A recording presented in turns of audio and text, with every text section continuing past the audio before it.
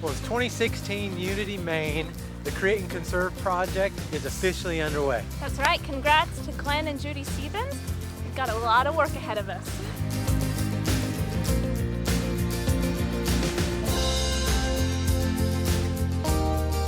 But not a lot of people ever think about Bobcat when it comes to conservation plots or whatever it might be, just because you see the white and orange and you kind of think construction. So we came up with this idea that I could really use some good images and video of the machines working, and what better way to do it than doing the work for somebody that would appreciate it.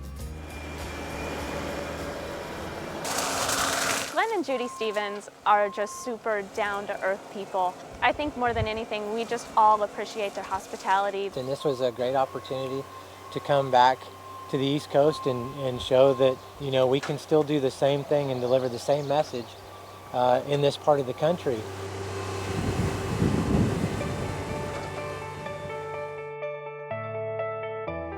We had stayed with my granddad and my grandmother during the summers when we lived in Connecticut.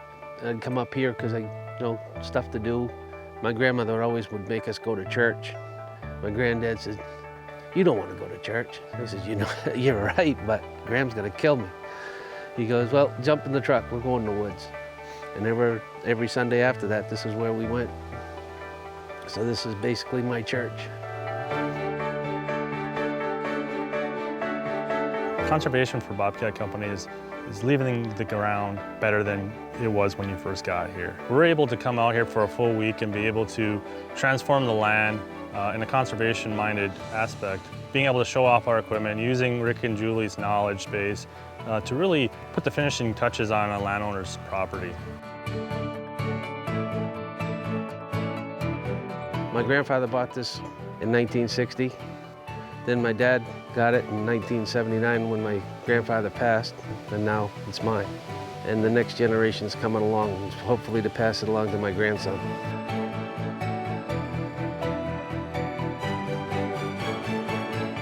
And so when you come out here and you see something that they've had for over 50 years, and you can come in and make such a big drastic change to it so fast. Initially, it's definitely eye-opening, but they've been troopers helping us out with the project, bringing grandkids out and getting involved. And it really makes me feel good to know that when we leave this project that they're going to sustain it for years to come.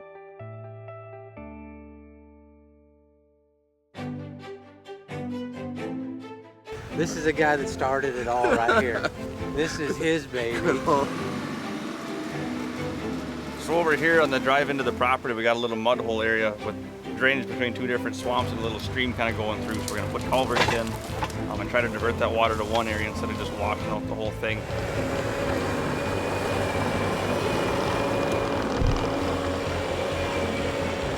we are down here in the bottom of the pond project, and the project is now complete. We've accomplished our goal of 10 to 12 feet deep, and really this was to provide the landowner two things. One, a great water source for the wildlife that lives here, and two, to stop the water from eroding out the roads down below this particular part of the property. Right now I'm trying to clear some area for the food plot up here. I'm going to go around with the flail mower first to make a boundary around the outside.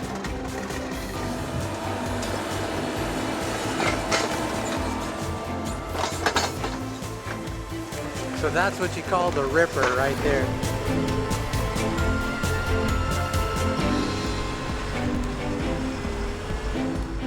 So at this point we're going to do some erosion control. We did a lot of stump grinding and whatnot here off the cabin. Eventually we're going to make a fire pit and kind of a social area, if you will, gathering area. I think the cool thing is, you know what, a campfire, no matter where you're at, any time of the year, a campfire just draws everybody together. I know, like with Rick's family, wherever we go, we are sitting around a campfire, so that's cool that now Glenn can enjoy this one with his family.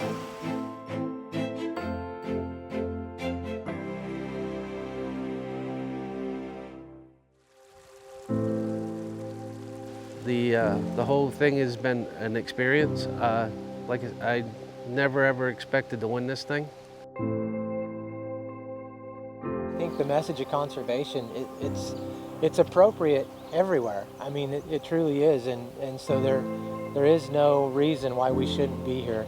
From the protected wetlands to water issues on this particular piece of property, the hardwoods, and some of the other restoration projects that we're doing here to ensure the wildlife and you know, the future generations can still come and enjoy this piece of property.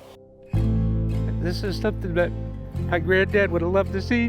We always talked about doing this, just never could make it happen. Between renting machines and getting the time and stuff, we just could never get it accomplished.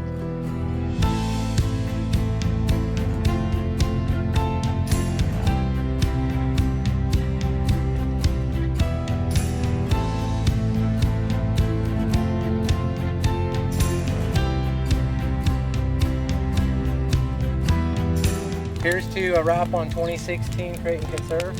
Congratulations, Ryan.